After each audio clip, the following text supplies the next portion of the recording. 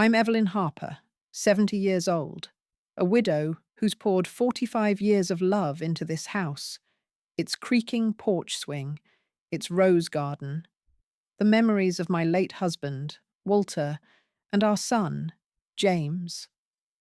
The humid savannah air clung to my skin like a shroud as I pulled my old Buick into the driveway of my Victorian home on Lafayette Square. But tonight, my heart pounded with dread. A coastal mover's truck loomed in the shadows, its hulking white frame blocking my view of the gaslit street. My son, James, stepped out, carrying my grandmother's quilt, his face cold as stone. "Mum, we need to talk," he said. Was my home, my life, being stolen right before my eyes? Hope you enjoyed this story. Leave a like and share your thoughts in the comments. We'd love to hear where you're watching from. Now, let's continue with the story. The sky hung low, heavy with the threat of a summer storm, as I sat frozen in my car, the engine's soft hum the only sound cutting through the oppressive silence. I'd just driven 6 hours from Charleston, where I'd spent 2 months nursing my sister Clara through her knee surgery recovery. 2 months of sleeping on her lumpy pull-out couch, cooking her meals, helping her shuffle to physical therapy. I'd missed my routine, the quiet mornings with coffee on my porch, the scent of my roses, the familiar groan of my hardwood floors. Now, staring at that truck, its blue lettering glaring under the street lamp, I felt a chill despite the Georgia heat. Something was wrong, terribly wrong. I gripped the steering wheel, my knuckles whitening. My hands, weathered from years of tending my garden and sewing quilts, trembled as I turned off the ignition. The front door of my house swung open, and James appeared, a cardboard box in his arms. Behind him came Lila, his wife, her manicured nails clutching a stack of my mother's china plates. My breath caught. Those plates, delicate, hand-painted with magnolias, had sat in my dining room for decades, a gift from my mother's wedding. What were they doing with them? "James?" My voice cracked as I stepped out of the car, the gravel crunching under my sensible shoes. "What's going on here?" He set the box on the truck's ramp with a thud, not meeting my eyes. "Mum, we need to talk," he said, his tone flat, like he was reading a grocery list. Lila stayed by the truck, her lips pursed in that tight smile I'd never trusted. The air smelled of rain and betrayal, and my stomach twisted. "Why is there a moving truck in my driveway?" I asked, my voice rising despite my effort to stay calm. Deep down, I feared I knew the answer, but my mind refused to accept it. This was my home. 45 years of laughter, tears, and love. Walter and I bought it when James was a toddler, his tiny hands smudging the walls as he learned to walk. I'd nursed Walter here through his final days, held his hand as he slipped away. This house was my anchor, my heart. James finally faced me, his eyes hard. "We found you a place at Magnolia Pines retirement home." "It's nice, Mum. They'll take good care of you there." The words hit like a physical blow. My knees wobbled, and I grabbed the car door for support. "A retirement home?" "James, I don't need a retirement home. I'm perfectly capable of taking care of myself." "You're 70, Mom," he said, as if my age were a crime. "You were gone for 2 months. Anything could have happened. A fall, a heart attack. We wouldn't even know." "I was helping Clara," I snapped, my voice shaking with a mix of anger and hurt. "You knew where I was. I called you every week." Lila stepped forward, her voice dripping with false sweetness. "Evelyn, honey, we're just thinking of what's best for you. At your age, living alone isn't safe." I looked between them, searching for the boy I'd raised, the one I'd bandaged after bike crashes, cheered at baseball games, hugged when he graduated college. But the man before me was a stranger, his jaw set, his eyes avoiding mine. "This is my house, James," I said, my voice barely above a whisper. "Your father and I bought it when you were 2. We built a life here." "We appreciate that," James said, but his tone suggested otherwise. "But we need the space now." "Space for what?" I demanded, my heart pounding so loud I could barely hear my own words. Lila's eyes lit up, her voice suddenly bright. "We got a Great Dane puppy, Brutus. He's going to be huge, Evelyn. He needs a big yard to run in. Our apartment's too small." I stared at her, the words sinking in like a slow poison. "You're putting me in a retirement home? For a dog?" "It's not just for Brutus," James cut in, but I saw a flicker of guilt in his eyes. "This house is too big for you, Mum. The stairs, the yard work, the maintenance. It's too much." "I've managed just fine," I shot back. "Mrs. Thornton next door helps with heavy lifting, and I pay young Tommy to mow the lawn." "See?" Lila said, her smile sharp. "You're already needing help." "It's time, Evelyn." My legs felt like they might give out. I looked at my house, the rose bushes I'd planted blooming vibrantly, the porch swing swaying gently in the breeze. It was my sanctuary, where I'd planned to spend my final years. Now it felt foreign, like a dream slipping through my fingers. "How long have you been planning this?" I asked, my voice hollow. James shifted uncomfortably. "We talked about it while you were gone. It makes sense." "You've been in my house, going through my things?" I walked toward the truck, peering at the boxes inside. My life reduced to cardboard. I saw my china, a lamp, but so much was missing. My sewing machine, Walter's tools, our wedding photo. "We packed your essentials," Lila said, as if she'd done me a favor. "Everything you'll need at Magnolia Pines is here." "When do I have to leave?" I whispered, my throat tight. "The truck's here now," James said. "Your room's ready at Magnolia Pines. We've paid for the first month." I stood in my driveway, the humid air pressing against me, the distant rumble of thunder mirroring the storm in my chest. My home, my life, was being ripped away, and I was powerless to stop it. "Can I at least see Brutus?" I asked, surprising myself. Maybe seeing this dog would make sense of their cruelty. Lila's face brightened. "Oh, he's at the groomer getting his first bath. You'll meet him eventually." Eventually, like I was a stranger they might visit out of pity. As they loaded the last box, I realized James had become someone I didn't know. How had I let this happen? The drive to Magnolia Pines loomed ahead, a funeral procession for the life I'd known.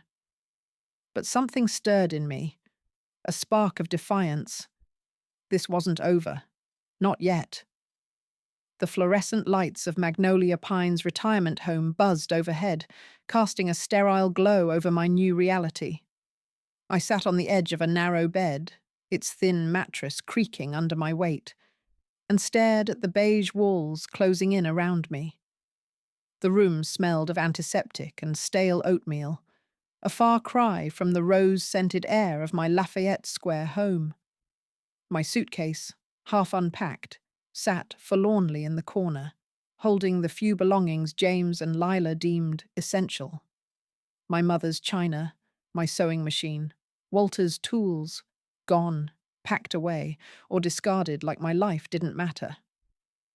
Outside, the savannah marshes stretched endlessly, their cicada hum a mocking reminder of the freedom I'd lost. It was my first night here, and I felt like a ghost haunting someone else's story. I clutched Walter's old pocket watch, its cool metal grounding me as tears blurred my vision. For 45 years, I'd made a home on Lafayette Square, raising James, nursing Walter through his final days, tending my roses through every season. Now, at 70, I was warehoused in this place, my son's betrayal a knife in my chest. The dinner tray they'd left, congealed mashed potatoes and a rubbery chicken breast, sat untouched on the nightstand. I couldn't eat, couldn't think, couldn't fathom how James, the boy I'd rocked to sleep, had decided I was a burden to be discarded for a dog named Brutus. The other residents tried to pull me into their world. A woman with a tight perm invited me to bingo in the common room, her southern drawl thick with false cheer. "Come on, sugar, it'll lift your spirits." I forced a smile, but the thought of pasting on a happy face for a game I'd never liked made my stomach churn. What was the point? My home, my anchor, was gone, and I was adrift in a sea of pastel scrubs and pitying glances. The staff whispered about residents whose families couldn't cope, and I wondered if that's what James told them. That I was too frail, too old, too much. I lay back, the bed's springs digging into my spine, and stared at the ceiling. Sleep wouldn't come. Every creak of the building sounded like my porch swing. Every distant footstep, like James coming to explain it, was all a mistake. But it wasn't. He'd stood in my driveway, cold as the storm clouds gathering overhead, and told me I didn't belong in my own home anymore. Lila's smug smile flashed in my mind, her manicured hands gripping my china like it was hers to claim. I squeezed Walter's watch tighter, its faint ticking a lifeline to the past. The door swung open, startling me. A woman about my age strode in, dragging a large suitcase behind her. Her silver hair was pulled into a neat bun, and her eyes, sharp, unyielding, scanned the room like she was sizing up a courtroom. "Well," she said, her voice crisp with a hint of a Savannah accent, "I guess we're roommates. I'm Dorothy Mitchell." I sat up, wiping my eyes. "Evelyn Harper," I managed, my voice hoarse. I must have looked a mess, still in my travel clothes, my face puffy from crying. Dorothy set her suitcase on the empty bed and studied me. "You've been crying," she said. Not a question, but a statement, her tone matter-of-fact, yet not unkind. "What's got you in this place?" I hesitated, the wound too raw to share. But something in her steady gaze made me speak. "My son, James. He and his wife moved me out of my house while I was gone. Said they needed it for their dog." Dorothy's eyebrows shot up, but she didn't laugh or pity me. Instead, she nodded, as if she'd heard this story before. "Family betrayal. I'm here because my daughter thought I was too difficult after I asked about my late husband's estate. Apparently, questioning her spending makes me senile." She began unpacking with brisk efficiency, pulling out neatly folded clothes and a thick file folder. "I'm a retired paralegal, Evelyn. 40 years in law offices. I don't take kindly to being pushed around." Her words stirred something in me, a flicker of defiance I thought I'd lost. "My house?" I said softly. "It's on Lafayette Square. I've lived there 45 years. It's all I have." Dorothy paused, her hands still on a stack of sweaters. "Whose name is on the deed?" "Mine," I said, surprised at the question. "It was mine and Walter's, my husband's. When he passed, it became just mine." She fixed me with a sharp look. "And your son just assumed he could move you out and take over?" "Evelyn, that's not just heartless. It's illegal." Her words hit like a thunderclap. Illegal. I hadn't thought of it that way. To me, it was betrayal, a family matter, not something for lawyers and courts. "He said I needed care," I murmured, "that I couldn't manage alone." "Do you need care?" Dorothy asked, sitting on her bed, facing me. Her eyes were like steel, but kind, urging me to think. I considered it, really considered it. I was fine. I took care of Clara for 2 months in Charleston, cooked, drove, helped with her therapy. If I can do that, I can take care of myself. Dorothy nodded, a small smile tugging at her lips. Exactly. Sounds like your son's got his own agenda. Question is, what's he doing with your house? The spark she'd lit grew brighter, but fear still gnawed at me. What can I do? I'm here now. They've already moved my things. You're not helpless, Evelyn, Dorothy said, her voice firm. You own that house. You have rights. And if your son thinks he can push you out for a dog, he's got a reckoning coming. For the first time since I'd seen that truck, I felt something other than despair. It wasn't hope, not yet, but it was close. A stubborn refusal to let James erase me. What do we do? I asked, my voice steadier. Dorothy's smile turned fierce. We start by finding out what he's up to. Tomorrow, we'll use the business office computer. Public records don't lie. She leaned back, her eyes gleaming. You're not alone in this, Evelyn. Not anymore. Hope you enjoyed this story. Leave a like and share your thoughts in the comments. We'd love to hear where you're watching from. Now let's continue with the story. The next morning, I woke to the faint scent of marsh mud seeping through the window, a reminder of how far I was from my rose garden. My back ached from the narrow bed, but Dorothy was already up, dressed in a crisp blouse, her file folder tucked under her arm like a weapon. Come on, Evelyn, she said, her voice brisk. We've got work to do. I followed her to the business office, my heart pounding with a mix of fear and anticipation. The receptionist, a young woman named Sarah with a thick Savannah drawl, looked startled when Dorothy marched in.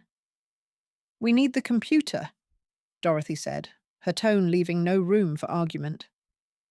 Legal matters for my friend here.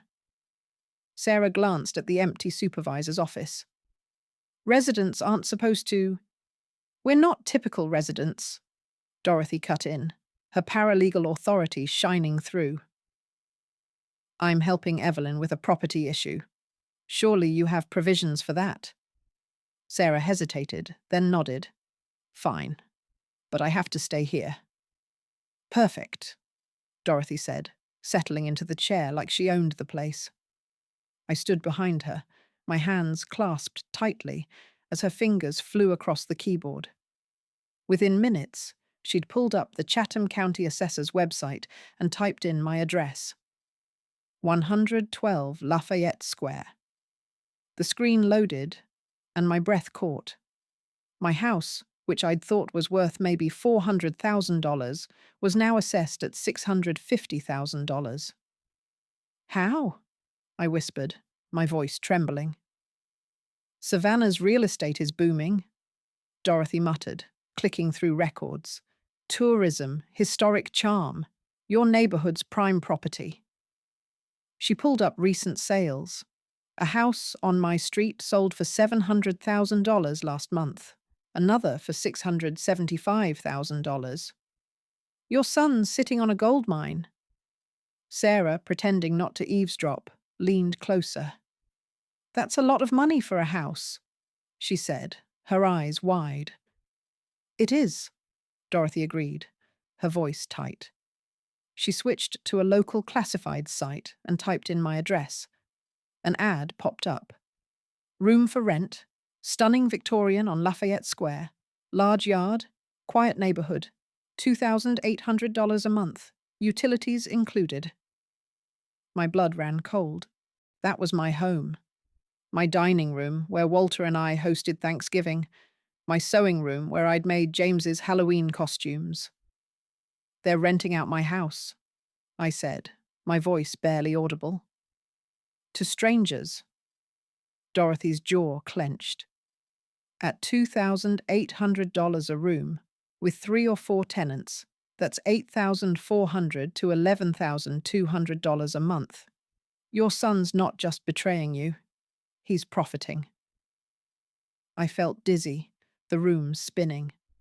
My home, my sanctuary, turned into a boarding house while I slept on a creaking bed, paying $3,500 a month to be here. He can't do that, I said, anger rising. It's my house. Legally, you're right, Dorothy said, printing the ad. But if you're not there to stop him, and people think you've moved permanently, he can get away with a lot. She turned to me, her eyes fierce. Evelyn, have you given James power of attorney? No, I said, shaking my head. Walter and I talked about it, but we never did it. Good, she said, her voice firm. He has no legal authority over your property. He's squatting and illegally subletting. Sarah handed us the printed pages, her expression a mix of sympathy and shock. I'm so sorry, Ms. Harper, she said softly. I clutched the papers, my hands shaking. What now? I asked Dorothy. She stood, tucking the folder under her arm. We need more evidence. I know a lawyer, Richard Coleman, who specializes in property disputes. He'll help us. But first, we need to see what's happening at your house. The idea of going back to Lafayette Square terrified me. What would I find? My home defiled, my memories erased. But Dorothy's resolve was contagious, and I felt a fire kindling inside me. Let's do it, I said, my voice stronger than I felt. As we left the office, Dorothy squeezed my shoulder. You're not powerless, Evelyn. We're going to take back what's yours. The marsh outside seemed less oppressive now, the cicadas' hum a call to action. I didn't know what I'd find at my house, but I knew one thing. James had underestimated me, and that was his biggest mistake. The Savannah sun beat down on Richard Coleman's sedan as we pulled onto Lafayette Square, its live oaks casting dappled shadows over my Victorian home. I sat in the back, my hands clutching Walter's pocket watch, the metal warm against my palm. Dorothy, in the front seat, radiated purpose, her file folder open on her lap. 3 days had passed since we'd uncovered James's scheme, renting out my house for thousands while I languished in Magnolia Pines. The marsh air from that sterile place still lingered in my memory, but today I was here to face the truth. My heart pounded as we parked across from my house, its once pristine porch now cluttered with bicycles and overflowing trash bins. The rose bushes I'd tended for decades looked wilted, and a massive Great Dane, Brutus, I presumed, barked mournfully, chained to a post in my front yard. Richard, a wiry man with kind eyes and a lawyer's calm, adjusted his glasses. Ready, Evelyn? He asked, his Savannah drawl soft but steady. I nodded, though my stomach churned. I need to see it, I said, my voice barely above a whisper. Dorothy squeezed my hand, her grip firm, and we stepped out into the humid air, thick with the scent of magnolias and betrayal. The square's historic charm, gas lamps flickering, cobblestones gleaming, felt like a cruel backdrop to the chaos before me. 5 cars jammed my driveway, their mismatched plates hinting at strangers living in my home. A young man in a baseball cap emerged from my front door, hauling a laundry basket to the backyard, where my clothesline sagged under unfamiliar shirts and towels. That's my clothesline, I said, my voice trembling with violation.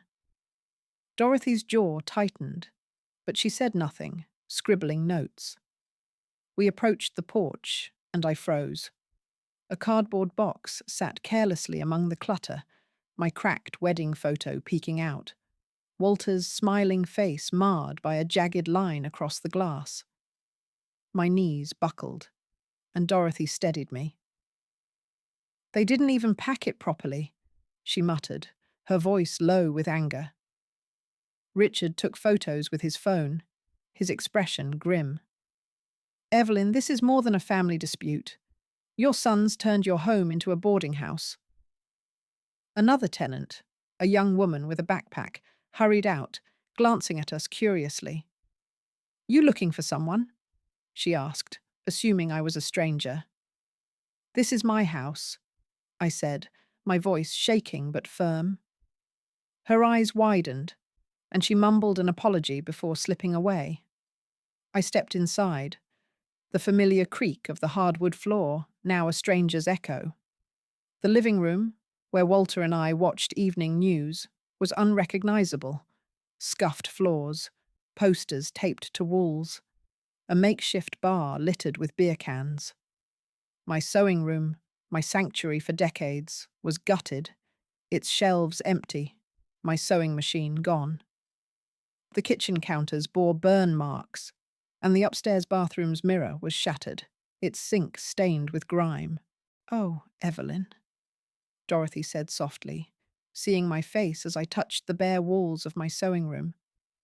Tears stung my eyes, not just for the damage, but for the memories stripped away.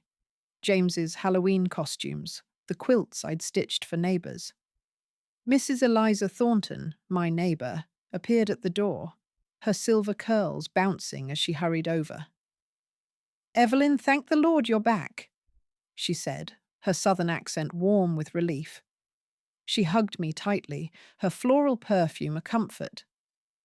James told everyone you'd moved to Magnolia Pines for good. Said you were happier there. I didn't believe it. What's been going on? I asked, my voice hoarse. Eliza's face darkened. It's been a circus.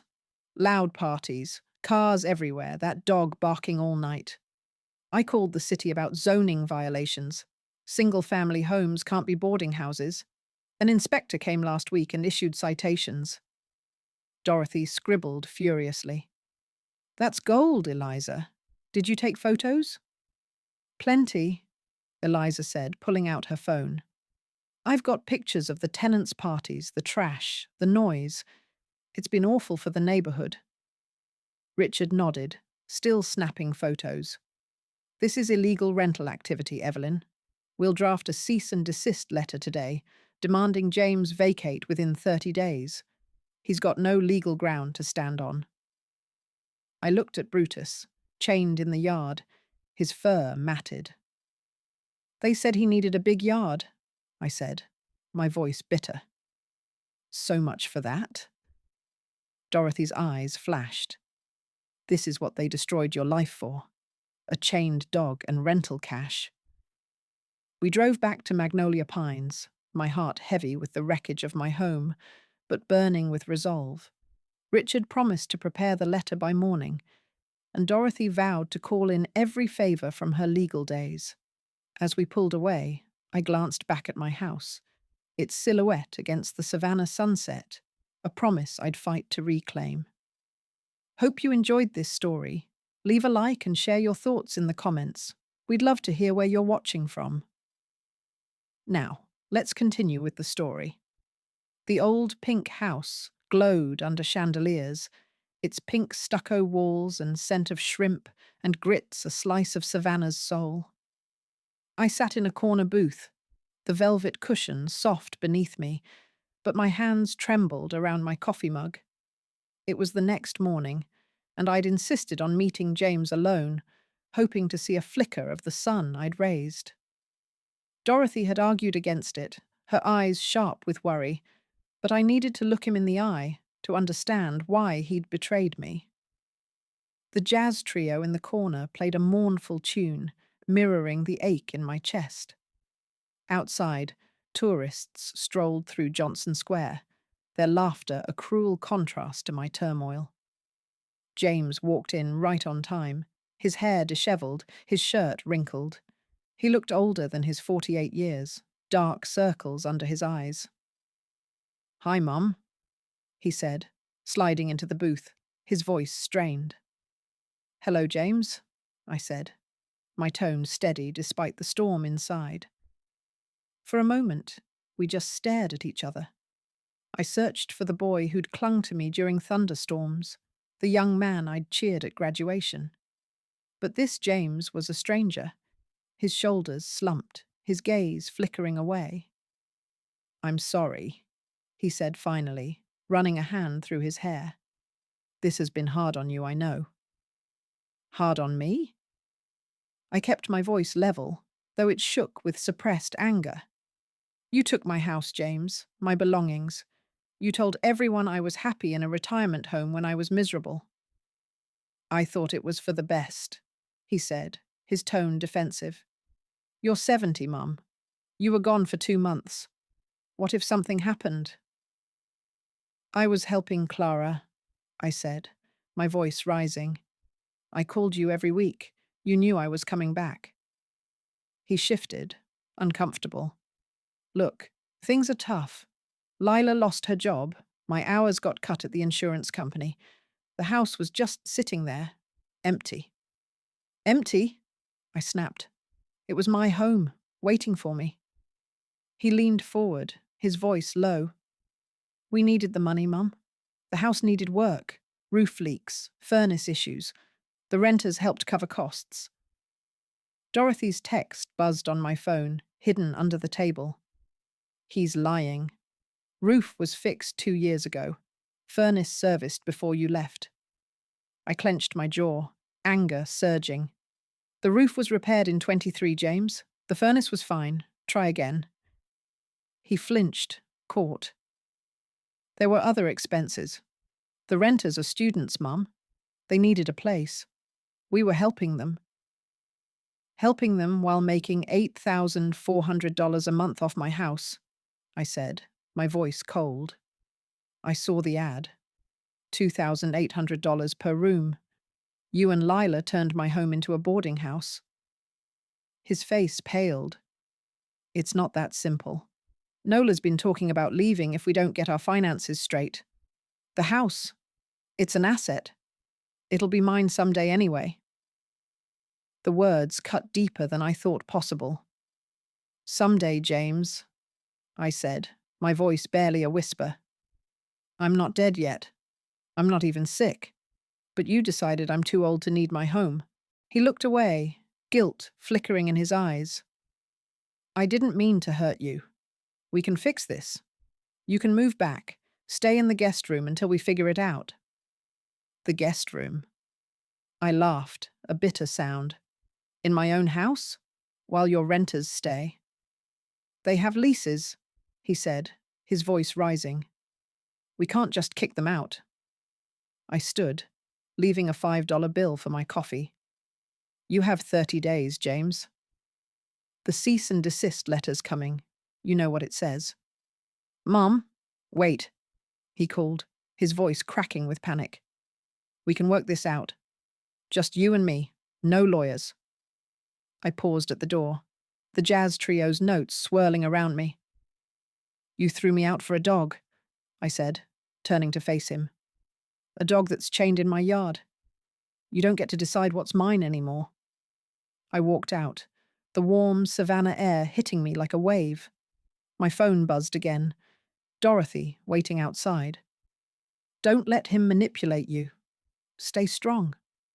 I squared my shoulders, the city's historic charm bolstering my resolve. James had underestimated me, but I wasn't the frail old woman he thought. I was Evelyn Harper, and I was taking my life back. The Savannah River sparkled under the late morning sun as I stepped into the boutique hotel, its polished wooden floors and scent of jasmine a stark contrast to the sterile halls of magnolia pines. I clutched my suitcase, Dorothy at my side, her silver bun glinting with purpose. Checking out of that retirement home had felt like shedding a heavy chain. My heart still raced from the confrontation with James at the old pink house yesterday. His desperate plea, "We can work this out," echoed in my mind, but his callous words, "It'll be mine someday anyway," stung deeper. I was Evelyn Harper, 70 years old, and I was done letting my son steal my life. The hotel's balcony overlooked the river, Spanish moss swaying in the breeze, and for the first time in weeks, I felt a flicker of freedom. Dorothy set her suitcase down in our shared room, her file folder bulging with evidence of James's betrayal. "You did good yesterday, Evelyn," she said, her Savannah drawl firm. "You didn't let him manipulate you." I wanted to believe he'd apologize, I admitted, sitting on the plush bed, its soft linens a luxury after Magnolia Pines' thin mattress. But he didn't. Not really. "He's scared," Dorothy said, unpacking with her usual efficiency. "Richard served the cease and desist letter this morning. James has 30 days to vacate your house." My stomach twisted. What if he fights it? Dorothy's eyes gleamed. Let him try. We've got the law on our side, and he knows it. Richard Coleman, Dorothy's lawyer friend, had been a godsend. After our visit to my house, its scuffed floors, gutted sewing room, and chained Great Dane Brutus haunting my dreams, he'd promised to act fast. This morning, he'd called to confirm the letter demanded James stop renting my property and return possession immediately. I stared out the window, the river's gentle lapping calming my nerves. "What's next?" I asked. "We catalogue the damage," Dorothy said, pulling out a legal pad. "Everything missing or broken. Your mother's china, Walter's tools, that quilt. We'll make James pay for every penny." I nodded, but the weight of loss settled in my chest. My wedding photo, its frame cracked, flashed in my mind. What if they've sold things or thrown them away? "Then they'll replace them or compensate you," Dorothy said, her voice steely. "This isn't just a family spat, Evelyn. It's theft." Her words hit hard. Theft. I'd thought of James's actions as betrayal, but Dorothy's legal mind framed it starkly. I pulled out the printed ad from the county assessor's site, showing my house's $650,000 value and the $2,800 per room rentals. "He's making thousands off my home," I said, my voice trembling with anger. Dorothy nodded, scribbling notes. "And we're not done digging." I called a contact at the real estate board. "Turns out, James tried to list your house for sale last week. The realtor flagged it as suspicious. No power of attorney, no proof of ownership. He backed off. But it shows his intent." I gasped, my hand flying to my mouth. "He tried to sell my house?" "Tried being the key word," Dorothy said. "He failed. But it's more evidence for our case." A knock at the door interrupted us. It was Mrs. Eliza Thornton, my neighbour from Lafayette Square, her silver curls bouncing as she stepped inside with a manila envelope. "Evelyn, I brought something you need to see," she said, her southern accent warm but urgent. She handed me photos, blurry images of late-night parties at my house, cars clogging the street, empty liquor bottles littering my yard. "The neighbours are fed up," she said. "That dog of theirs barks non-stop, and the tenants are loud. I gave copies to the city's zoning office." Dorothy's eyes lit up. "Eliza, you're a gem. These photos, plus the zoning citations, strengthen our case." Eliza squeezed my hand. "I knew you didn't choose to leave, Evelyn. James told everyone you were happy at Magnolia Pines, but I saw through it." Her kindness brought tears to my eyes. "Thank you," I whispered, clutching the photos. My home, defiled by strangers, was worth fighting for. Richard joined us, his laptop open. "I'm drafting a list of damages," he said. "Evelyn, anything specific you've noticed missing?" I listed what I could. My mother's china, Walter's tools, my grandmother's quilt, my sewing machine. Each item felt like a piece of my heart. "And my jewelry box," I added. "Lila said they put it somewhere safe, but I don't trust her." Dorothy's jaw tightened. "We'll add that to the list. They'll account for everything." As we worked, the hotel room felt like a war room, papers and photos spread across the table. The Savannah River glittered outside, a reminder of the life I was fighting to reclaim. But doubt crept in. "What if James refuses to leave?" I asked. "He sounded desperate yesterday." Richard looked up, his eyes calm. "If he doesn't comply, we file for an unlawful detainer action. That's eviction, Evelyn. The law's clear. You own the house. He's got no claim." Dorothy leaned forward. "And those voicemails he's been leaving?" "Save them. If he threatens you, it's more evidence." My phone had buzzed all night with James's messages, pleading, angry, bargaining. I hadn't listened yet, afraid of weakening. "I'll save them," I said, my voice steadier. For the first time, I felt like I had a team, Dorothy, Richard, Eliza, fighting for me. I wasn't alone anymore. Hope you enjoyed this story. Leave a like and share your thoughts in the comments. We'd love to hear where you're watching from. Now, let's continue with the story. The Chatham County Courthouse loomed over downtown Savannah, its oak-paneled walls and polished floors steeped in history. I sat in the gallery, my hands folded tightly in my lap, Walter's pocket watch tucked in my pocket for courage. It was day 25 of the 30-day deadline, and James had fought back, hiring a lawyer to claim I was unfit to live alone. Today was the hearing for our unlawful detainer action, and my nerves jangled like the streetcar bells outside. Dorothy sat beside me, her notebook open, her silver bun as sharp as her mind. Richard stood at the plaintiff's table, his calm demeanor a lifeline in the storm. The judge, a stern woman with a low-country accent, called the case. "Evelyn Harper versus James Harper," she said, her voice echoing. James sat across the room, his face pale, his lawyer whispering frantically.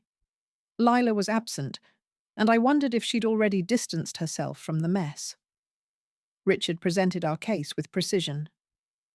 "Mrs. Harper owns the property at 112 Lafayette Square," he said, sliding documents across the bench. "Her son, James, has been illegally renting rooms without her consent, violating zoning laws and causing significant damage.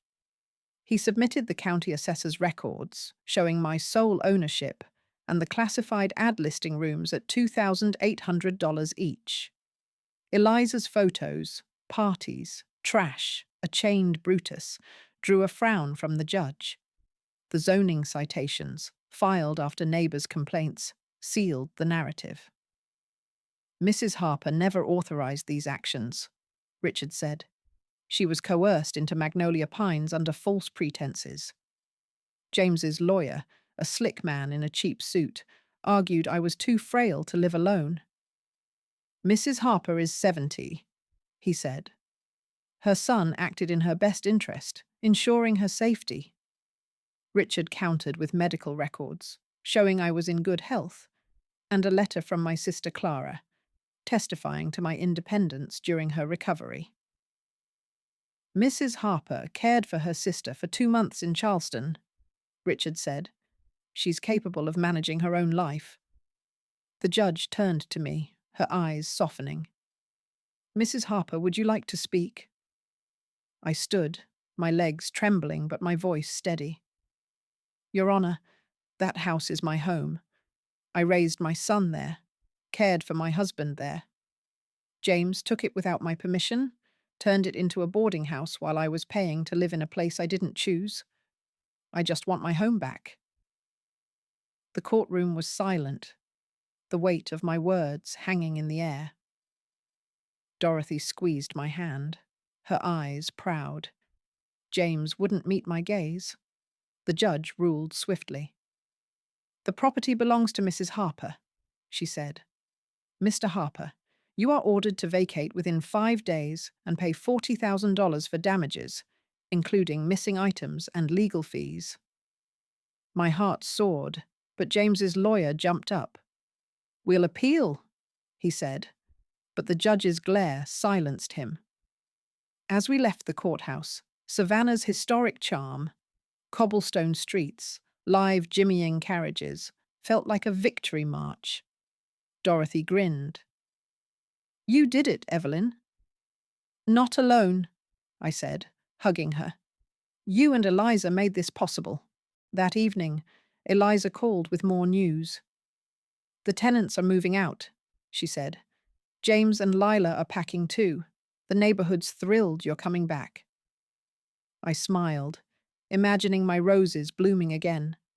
But a text from an unknown number chilled me. "Your stuff's on the porch. Hope you're happy."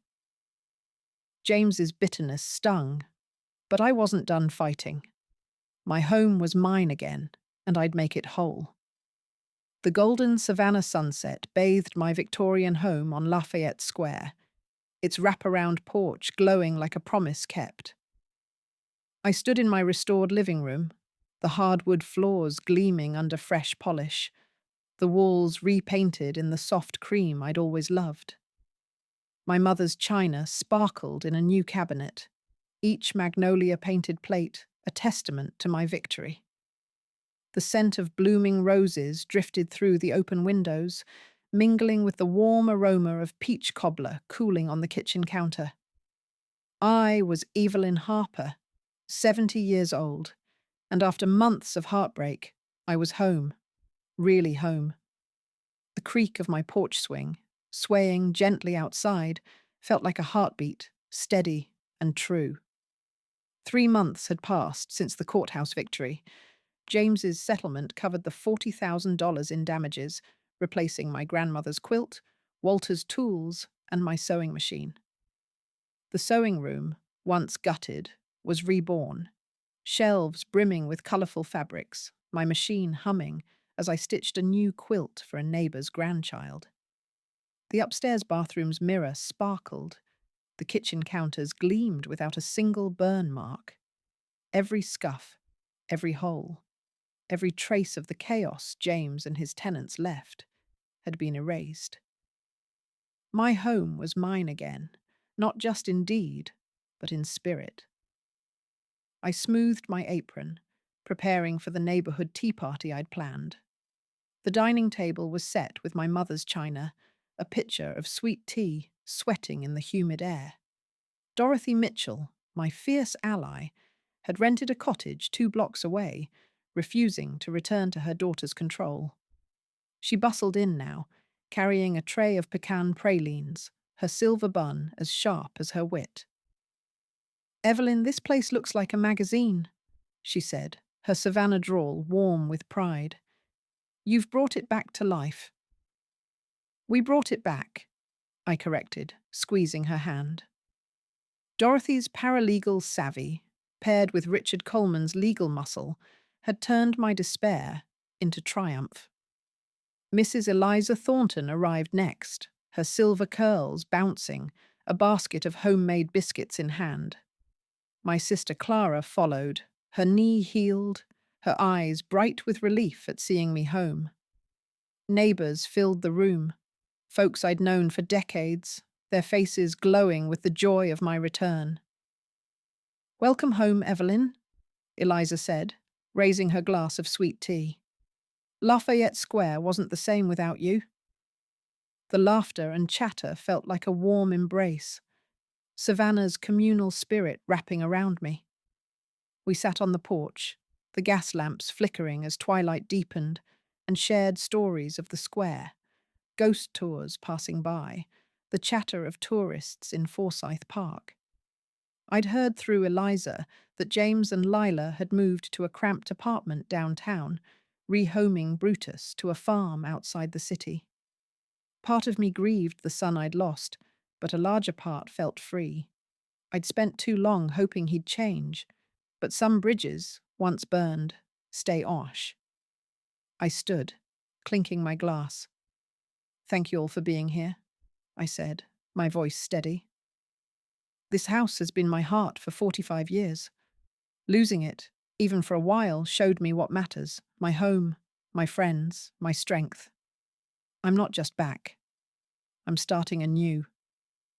Clara's eyes glistened, and Dorothy raised her glass. To new beginnings, she said, her smile fierce. To coming home, I replied, my heart full. The sunset painted the sky in hues of peach and gold, the live oaks swaying as if in agreement. I was no longer the widow betrayed, the mother discarded. I was Evelyn Harper, a woman who'd fought for her place and won. As the party wound down, I sat on the porch swing, its familiar creak a melody of peace. Dorothy joined me, her pralines nearly gone.